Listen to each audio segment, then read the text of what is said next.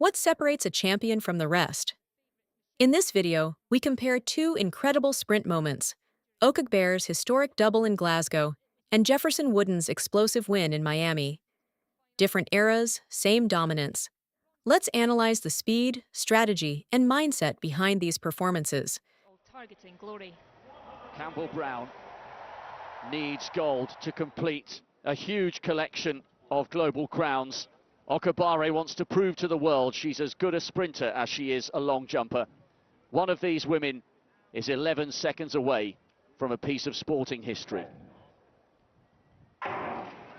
Okagbare is up and she has a lead over Veronica Campbell-Brown, but the Jamaican's coming.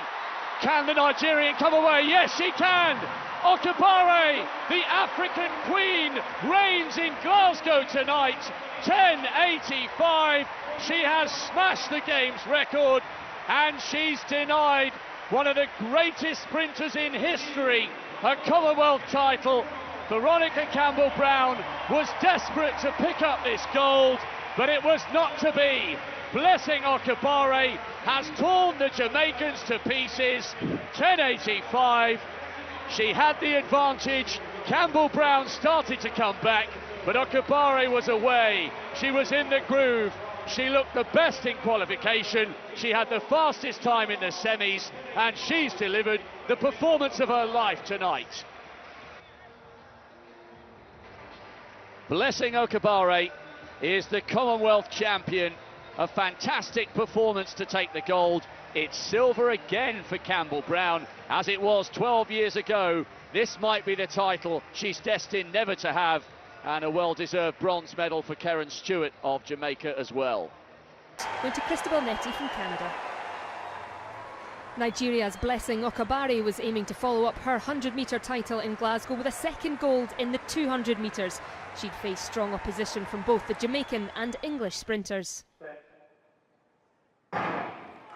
Okagbare going for a historic sprint double, and she's got out of the blocks well. Also in lane 2, McLaughlin for Jamaica, but it's Okagbare with Henry Robinson alongside her, and she's put distance between herself and the field. But in lane 2, McLaughlin's right up there, and McLaughlin might just have the advantage. This is a real battle, but the strength of Okagbare bringing her home, and Williams comes through to take the silver medal. Okagbare winning in 22.25 seconds. 0.05 of a second outside the Commonwealth Games record.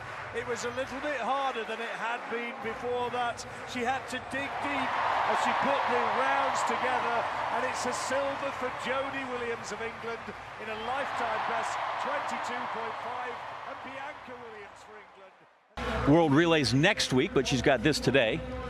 This is Favour Feely, represents Nigeria. She's the indoor and outdoor record holder at 200 meters. She was a finalist in Paris as well. Yep, one of those great Dennis Shaver sprint crew sprinters. There's Brittany Brown, bronze in Paris. That's hard to say. Brittany Brown, bronze. Beep, beep, beep. Well, I'm going to say it once, not 3 times fast. She's in lane 3. She is a racer. That means she's hired with the group. She's the home team. This is Melissa Jefferson-Wooden, recently married. She's the bronze medalist at 100 meters from Paris and the current slam winner in the short sprints. Lane 5's Daryl Nita made the finals of the 100 and the 200 in Paris, 4th and 5th, so close. So this fits her. She's going to race both those here, and she's quick in both events. One of the biggest stars in our sport. This is Big. Gabby Thomas. 3 gold medals in Paris. Won the long sprint slam. The crowd appreciating her right now and is stepping down to challenge Melissa Jefferson-Wooden in the short sprints. One of those athletes that folks come to see for sure. Tamari Davis, world champion, gold medal in a 4x1 in Budapest for Team USA. And rounding out the field, this is Jaisha Sears. This is her first year pro. She's a 5-time NCAA finalist for the University of Tennessee. She's gone 10.77 legal. She's on the outside, but she's definitely someone to watch. And this is a track that has produced a lot of really fast 100-meter times for the women. Don't blink or you miss it. Steve Graham, talk fast. Actually, Thomas got a reasonable start, but right there in the middle, Jefferson-Wooden looks as though she's got this one at the moment, but also going well is Tamara Davis. But it's going to be Jefferson-Wooden who's going to take this one. Oh, not by much, but she gets it. Ooh, that, let's look at the time. What is going on in Miami? 10:75. We look for the wind. It's illegal, sadly for her. The first race where it's been over the limit. Well, it was close for her in terms of a legal 10.75. That would have been phenomenal. The win. What about Tamara Davis? Just right there, just 400ths behind. Ophelia under 11 seconds, Thomas under 11 seconds, Sears under 11 seconds. Sensational sprinting. I don't really care. If I'm a woman and I run 10.7, I don't care what the wind is. It's up on the clock, man, but allowable in your mind. Yes. Out of the blocks, you could see Gabby just popped straight up, and when that happened, I knew she wasn't going to be able to accelerate through with the rest of the women. But technically, Melissa Jefferson is very, very solid. She came out of her dry phase very smoothly, let her head come up by itself, and transitioned into her top speed, which is really good right now, as we saw from her 200 meters. As you can see, like I mentioned, allowing her head to come up, not bringing it up.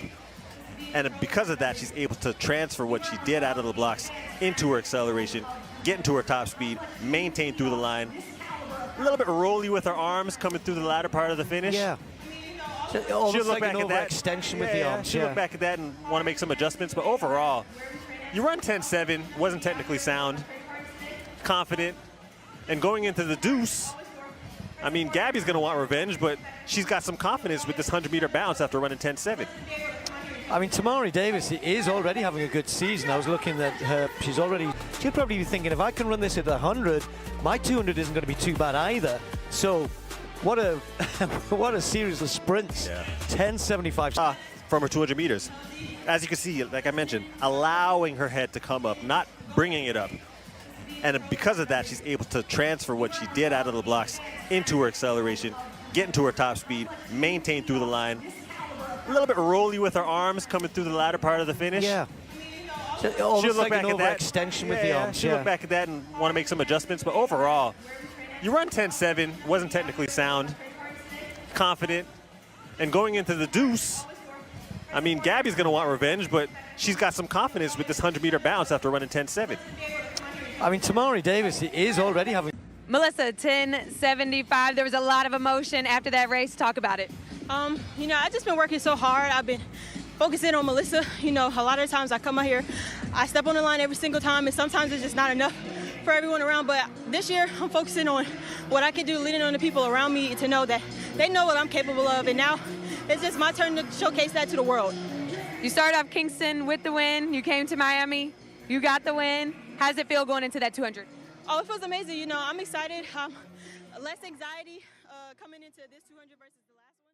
The world of women's sprinting is often defined by moments, races where everything aligns, and an athlete doesn't just win, but makes a statement.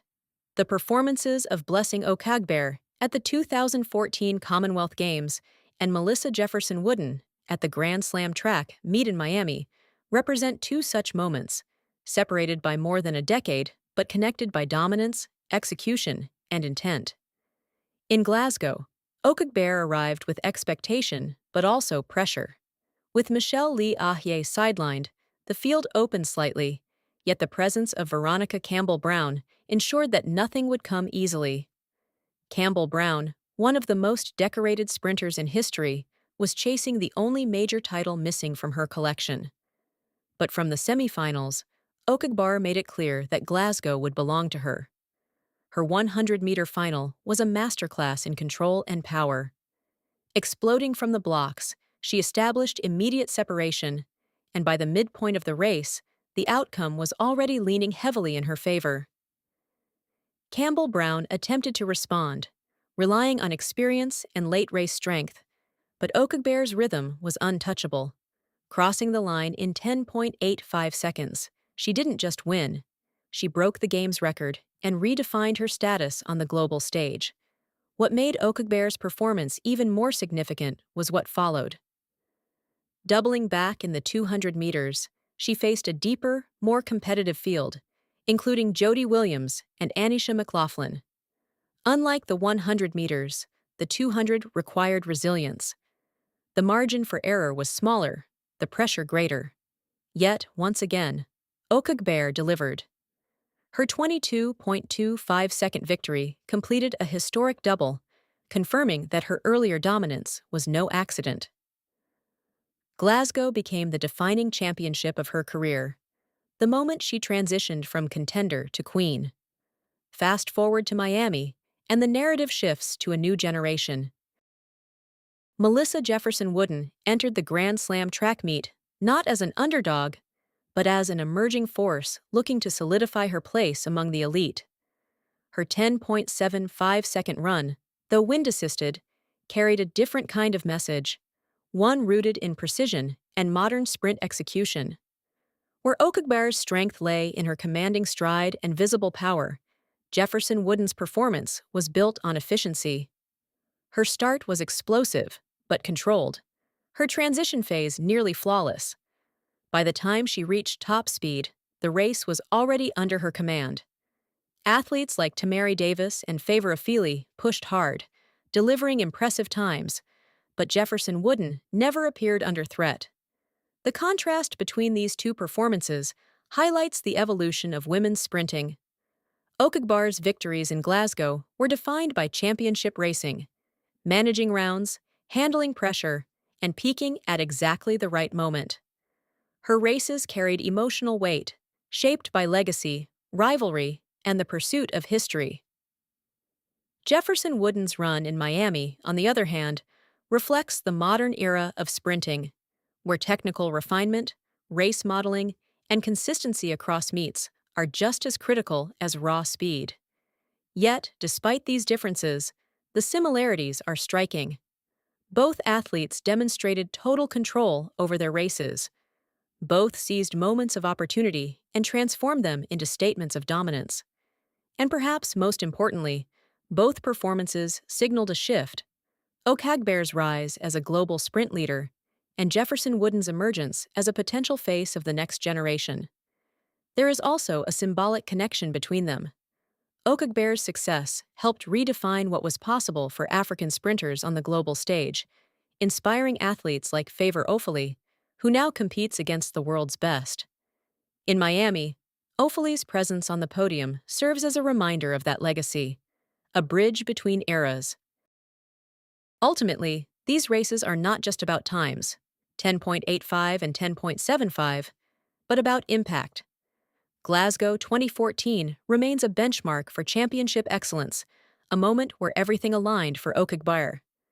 Miami represents something more fluid, a glimpse into the future, where Jefferson-Wooden is shaping her own path. Different eras, different conditions, but the same essence. When opportunity appears, the great ones don't hesitate. They take control, deliver under pressure, and leave a mark that defines their moment in the sport.